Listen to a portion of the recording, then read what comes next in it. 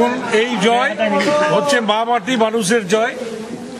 এই জয় হচ্ছে আমাদের মাননীয় মুখ্যমন্ত্রী মমতা বন্দ্যোপাধ্যায়ের যে উন্নয়নের কর্মসূচি সারা পশ্চিমবঙ্গ জুড়ে চলছে, সেই উন্নয়নের জয়। এবং সর্বোপরি এই জয় হচ্ছে ঘুষখোর মানুষের জয়।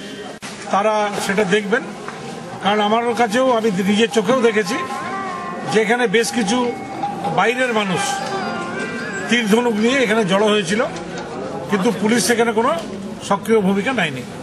এই বিষয়টা কি ভাবছেন আপনারা, মানে উপর লেভেলে কি করবেন? পুলিশের যারা ঊর্ধ্বতন কর্তৃপক্ষ আছে তারা নিশ্চয়ই দেখবে এরা কিভাবে এসেছিল, কেন এসেছিল, উদ্দেশ্য কি ছিল। বর্ধমান পুরসভা বর্ধমানে 35টার মধ্যে 35টা আসনে আমরা জয়লাভ করেছি।